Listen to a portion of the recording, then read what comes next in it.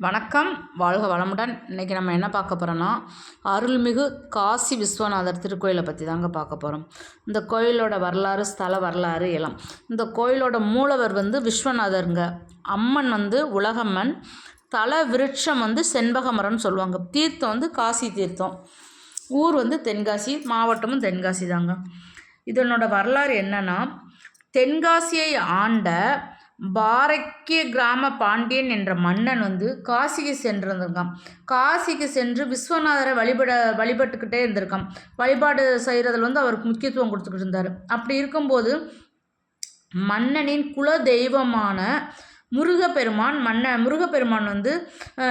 மன்னனுக்கு சக்தி வாய்ந்த அபூர்வ குளிகை ஒன்றை கொடுத்து வான் மார்க்கமாக காசி சென்று வழிபட செய்திருக்காரு. அப்படி இருக்கும்போது விந்தன் கோட்டையிலிருந்து வான் வழியே அதிகாலையில் பிரம்ம முகூர்த்தத்தில் காசியம்மன் காசியம்பதிக்கு பறந்து சென்று சிவனாரை தரிசிப்பார். பின்னர் சூரியனுக்கு முன்னே தன்னுடைய கோட்டைக்கு ஆட்சி செய்ய தொடங்கி விடுவாருங்க. இப்படி தான் அவர் மன்னர் காசி விஸ்வநாதரை தரிசிப்பதிலிருந்து வந்தது. ஒரு நாள் மன்னரின் மனைவிக்கு காசிக்கு செல்ல வேண்டும் என்று விஸ்வநாதரை தரிசிக்க வேண்டும் என்ற விருப்பம் வந்திருக்கு. உடனே தன் எண்ணத்தை மன்னனிடம் தெரிவிக்க அதன்படி மகாராணியும் அழைத்து சென்றார்.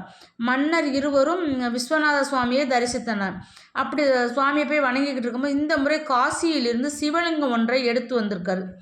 எப்படி சிவலிங்கத்தை காசிக்கு போன இடத்துல ஒன்று எடுத்துகிட்டு வந்திருக்காரு. மன்னர் வழியே அடர்ந்த நந்தவன சோலையில் தங்கிட்டார். மீண்டும் அங்கிருந்து கிளம்பினப்ப காசியில் இருந்து கொண்டு வந்த லிங்கத்தை நகர்த்தவோ அசைக்கவோ முடியலை அவரால். மன்னர் பதபதச்சு போயிட்டார். என்னடா இங்கிட்ட நகட்ட முடியல, எடுக்க முடியல, என்ன பண்ணுறது அப்படின்னு சொல்லி யோசிச்சுக்கிட்டு இருக்காரு. நெஞ்சை பிடித்து கொண்டு நின்றார். கண்ணீர் விட்டு கதறினார். அப்போது ஒரு அசரீரியாக கேட்டது. என்ன கேட்டதுன்னா, இந்த லிங்கம் இங்கேயே இருக்கட்டும், என் அறிவிப்பு கேட்டது. அதன்படி அந்த நந்தவனத்திலேயே சிவலிங்க பிரதிஷ்டத்தை செய்து ஆலயம் எழுப்பி வழிபட தொடங்கிட்டார். உடனே மன்னர் அந்த தலம் இன்றைக்கு போற்றப்படுகிறதுங்க.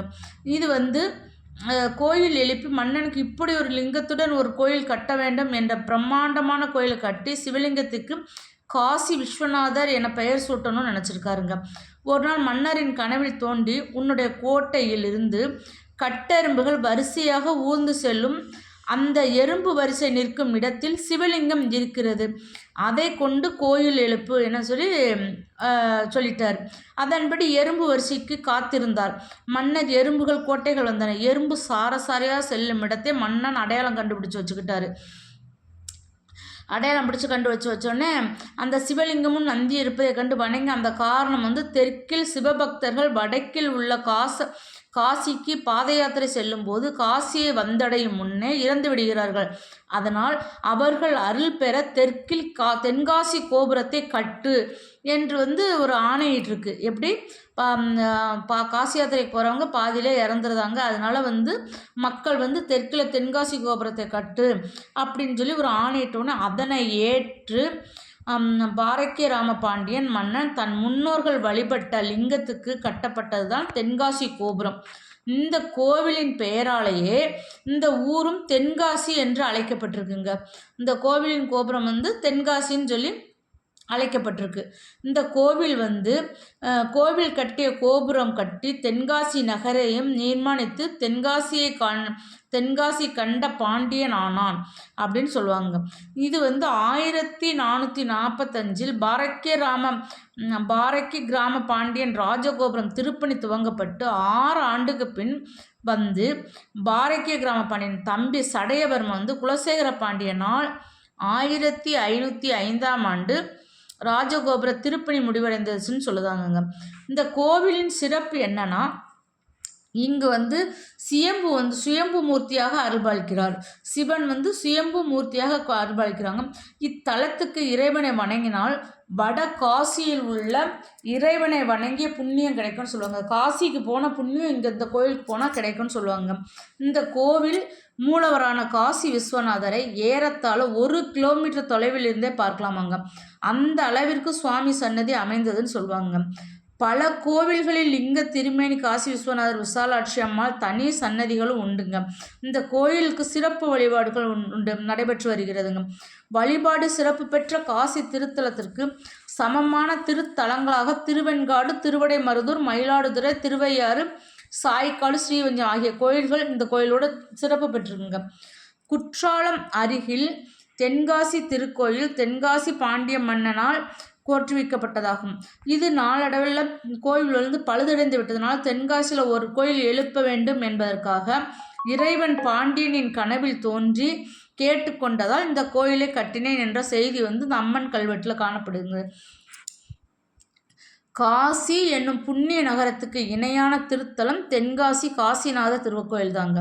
காசியில் இறந்தால் முக்தி என்பார்கள், ஆனால் தென்காசியில் பிறந்தாலும் முக்தி இறந்தாலும் முக்தின்னு சொல்லுவாங்கங்க. அந்த ஸ்தலம் மற்ற தலங்களில் தெற்கு நோக்கி அருள்பாலிக்கும் துர்க்கை இத்தலத்தில் மேற்கு நோக்கி தாங்க இருக்கும்.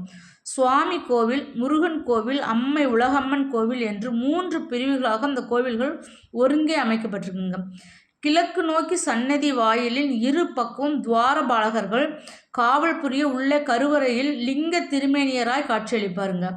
காசி விஸ்வநாத சுவாமி இவர் சுயம்பராக தோன்றிய மூர்த்தி என்றாலும் சற்றே பிரம்மாண்டமாக தோற்றமுடையவராக இருப்பாருங்க. இவருக்கு நாகபாரணம் அணிவித்து விசேஷ அலங்காரம் செய்வாங்கங்க. கிழக்கு நோக்கி சன்னதி வாயிலின் இரு பக்கமும் துவாரபாலகின் காவல் புரிய உள்ளே கருவறையில் ஒரு கரத்தில் மலர் ஏந்தியும் மறு கரத்தை கீழே தொங்கவிட்டபடியும் புன்முறுவல் பூத்த திருமுகத்தவளாய் நின்ற குளத்தில் ஆனந்த காட்சியளிப்பாய் உலகம்பாய்.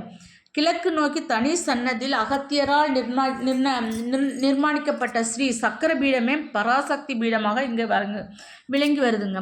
இந்த பீடத்திற்கு நேர் எதிரில் லிங்க சொரூபத்தில் சிவனும் எழுந்தருள்ளான்னு சொல்லுவாங்கங்க. இந்த கோபுர தரிசனம் கோடி பாவ விமோசனம் என்பார்கள்ங்க. அப்படிப்பட்ட கோபுரங்களுக்காகவே தனி சிறப்பு பெற்ற அந்த தமிழக தலங்கள் பல உள்ளன.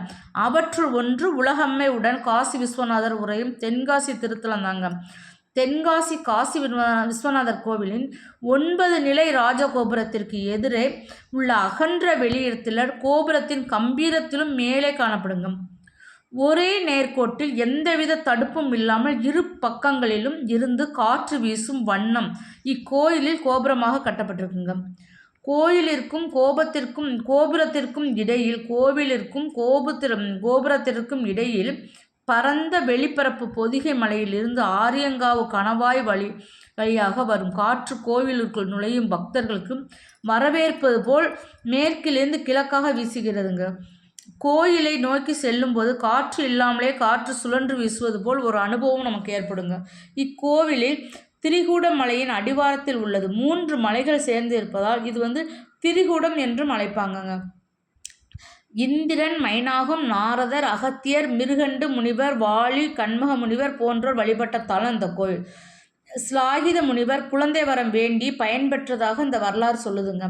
திருக்கோயிலை கட்டிய பராக்கிரம பாண்டியனின் மன்னன் உற்சவர் சிலை சுவாமி சன்னதியிலும் உள்ளது. தென்காசி இறைவன் காசி விஸ்வநாதர், இறைவி உலகம்மை, செண்பக மரமும் பலா மரமும் இதோட தல விருட்சம்னு சொல்லுவாங்கங்க. தல விருட்சங்கள் இத்தலம் கண்ணை கவரும் சிற்பங்களை கொண்ட இரட்டை சிற்பங்களாக 2 வீரபத்திரர்கள், 2 தாண்டவ மூர்த்திகள், 2 தமிழனங்கங்கள், மன்மதன், ரதிதேவி ஆகியவை இதற்கு தனி சிறப்புங்க. இந்த கோவிலில் மாசி மக பெரு திருவிழா 10 நாள் சிறப்பாக கொண்டாடுவாங்க. புரட்டாசி நவராத்திரி கொழுவும் திருவிழாவும் சூப்பராக இருக்குங்க. ஐப்பசியில் திருக்கல்யாணம் சூப்பராக இருக்கும். ஆவணி மூலம் தெப்பத் திருவிழாவும் நல்லா இருக்குங்க. தை அமாவாசை பத்திர தீப திருவிழா முக்கியமானதாக இருக்குங்க. இந்த கோயிலில் திறப்பு காலை 6 மணி முதல் 11 மணி வரை இருக்கும். மாலை 4 மணி முதல் இரவு 8 மணி வரைக்கும் இருக்குங்க. தென்காசியை ஆண்ட பராக்கிரம பாண்டியன் வடக்கில் உள்ள காசி விஸ்வநாதரை வணங்க விரும்பினதுனால இறைவன் கனவுல தோன்றி இங்கே கோயில் எழுப்ப உத்தரவிட்டாருங்க. கனவில் கூறியபடி செண்பகவனத்தில் எறும்புகள் ஊர்ந்து சென்று பாதையை பின்தொடர்ந்து சென்று சிவலிங்கம் கண்டெடுக்கப்பட்ட கோயில் இந்த புராணத்தில் சொல்லுதுங்க. காசியில் தான் அதைத்தான் சொல்லுவாங்க, காசிக்கு போனால் புண்ணியமாங்க. இங்கேயும் காசிக்கு போனால் இத்தலத்தில் பிறந்தாலும் இறந்தாலும் முக்தி கிடைக்குங்கிறது நம்பிக்கையாக சொல்லுவாங்க. இந்த கோவிலோட அந்த கோவில் 150 அடி உயர ராஜகோபுரங்க. அதன்படி வாசல் காற்று பக்தர்களை உள்நோக்கி இழுக்கும் வகையில் அமைக்கப்பட்ட சிறப்பு அம்சம்னு சொல்லுவாங்கங்க. இந்த கோவில் இந்த தென்காசி காசி விஸ்வநாதர் கோவில் வந்து 13-15ஆம் நூற்றாண்டில் பாண்டிய மன்னன் பரக்கிரம பாண்டியனால் காசிக்கு செல்ல முடியாதவர்களுக்காக கட்டப்பட்ட இந்த காசி தென்காசி கோவில் தாங்க.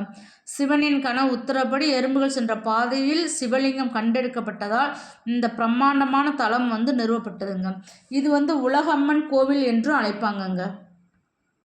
பாண்டிய மன்னன் செண்பகக்காட்டில் இருந்து லிங்கத்தை கண்டெடுத்து செண்பகவனமான தற்போதைய தென்காசி பகுதியில் அதை கட்டியிருக்காருங்க. இக்கோவிலின் கோபுரம் வந்து மிகவும் உயரமானதுங்க. சிவபக்தர்களுக்கு இக்கோபுரம் அருளை தரும் என்பது நம்பிக்கைங்க. கோபுர காற்று அருளை தரும்ங்கிறது அவ்வளோ ஒரு நம்பிக்கைங்க இந்த கோவிலில் வந்து. இந்த கோவில் வடகாசிக்கு சமமான தெற்கில் அமைந்த காசி என்பதால் இது வந்து தென்காசின்னு பேர் வந்திருக்குங்க. எப்படி வடகாசிக்கு சமமாக தெற்கில் அமைந்ததால் தெற்கு அமைந்த காசி என்பதனால் இதுக்கு பேர் வந்து தென்காசி. தெற்கில் அமைஞ்சதுனால அதுக்கு பேர் வந்து தென்காசின்னு வச்சுருக்காங்க. இந்த செண்பக பொழிவில் சுயம்புவாக உள்ள லிங்கத்தை பிரதிஷ்டம் செய்து எனக்கு கோயில் கட்டு என்னும் வடகாசியில் கிடைக்கும் அனைத்து பலன்களும் உனக்கு கிடைக்கும் என்ற அருளின்படி இந்த கோயிலை வந்து கட்டியிருக்காங்க. உனக்கு காசியில் என்ன பலன் கிடைக்குமோ அந்த பலன் உனக்கு முழுசும் இங்கே கிடைக்கும், அதனால எனக்கு நீ இந்த கோவிலை கட்டு அப்படின்னு சொல்லியிருக்காருங்க. இந்த கோவில் வந்து பக்தர்கள் வயதான காலத்தில் காசிக்கு சென்று வர முடியல பார்த்தீங்களா, வர முடியாத நிலையில் தன் கனவுல தோன்றி இறைவன் தெற்கிலேயே இந்த காசி விஸ்வநாதரை கொட்டி இங்கேயே சாமி கும்பிடட்டும் முதியவர்கள்லாம் அப்படின்னு சொல்லி சுவாமி கட்டளைக்கு இணங்க இவர் வந்து இந்த கோயிலை கட்டியிருக்காருங்க. இந்த கோயில் வந்து அவ்வளவு நம்ம நினச்ச இங்கே திருமணம் நடக்கும், எல்லாமே நம்ம வேண்டிய வரங்கள் எல்லாமே வந்து இந்த தென்காசி விஸ்வநாதர் கோயிலுக்கு போங்க. காசிக்கு போகிறவங்க எல்லாருமே, காசிக்கு போக முடியாதவங்க எல்லாரும் இந்த கோவிலில் போய் நமக்கு என்ன நினைக்கிறோமோ அதை நம்ம அப்பன் சிவனிடம் சொல்லிட்டோம்னா போதுங்க. அவர் வந்து உடனே அதை வந்து நமக்கு கண்டிப்பாக நிறைவேற்றுறோம். ஃபஸ்ட்டு வந்து நமக்கு வந்து நம்பிக்கை தாங்க முதல்ல வேணும். கடவுளை கும்பிட்றதுக்கு வந்து நமக்கு வந்து முழு நம்பிக்கை இருக்கணும். ஆமாம், நம்ம என்ன கும்பிட்டு ஒன்றுமே நடக்க மாட்டேன் அப்படிங்கிறத தூரதிக்கு போட்டு கடவுள் நம்மளை எப்பயும் கைவிட மாட்டாருன்னு நேர்மறையாகவே நம்ம நினச்சிக்கிட்டு கடவுள்கிட்ட நம்ம இறுக்கி பிடிச்சிட்டோம்னு வச்சுக்கோங்களேன், சிவன் வந்து நம்மளை எப்பயுமே கீழே விட மாட்டாருங்க. நம்ம பரம்பரையவே நம்ம சந்ததிகளுக்கு முழுத்துக்கும் வந்து நம்ம சிவன் வந்து காப்பாற்றுவாருங்க. நம்ம குழந்தைங்களுக்கும் சிவனுக்கு திருமுறை திருவாசகம் எல்லாத்தையும் கற்றுக் கொடுத்து எல்லாத்துக்கும் வந்து நல்ல முறையில் நம்ம வந்து பிள்ளைங்களுக்கு பழக்க வழக்கங்களையும் கற்றுக் கொடுத்தாலே சிவன் நம்ம கூடயே தாங்க இருப்பாருங்க. இதுதாங்க தென்காசி காசி விஸ்வநாதர் கோவிலை பற்றி கதை போட்டிருந்துச்சு. எனக்கு தெரிஞ்ச கதையை உங்களுக்கு சொல்லியிருக்கேன். எதுவும் தவறாக இருந்தாலும் மன்னிச்சுக்கோங்க. அப்படி இருந்தாலும் எனக்கு வந்து கமெண்ட் பண்ணுங்கள், நான் தெரிஞ்சுக்கிட்டதேன். என்னோடய சேனல் உங்களுக்கு பிடிச்சிருந்துச்சுன்னு சொன்னால் லைக் பண்ணுங்கள், ஷேர் பண்ணுங்கள், சப்ஸ்கிரைப் பண்ணுங்கள். மீண்டும் ஒரு நல்ல பதிவுடன் உங்களை நான் சந்திக்கிறேன். நான் வந்து புக்கில் என்ன இருக்கோ அதுபடி தான், நானாக நேரில் போய் பார்க்கல, எதுவும் நேரில் போய் விசாரிக்கல. புக்கில் என்ன இருக்குதோ அதை அப்படியே பார்த்து தாங்க சொல்லுவேன். நன்றி, வணக்கம், வாழ்க வளமுடன்.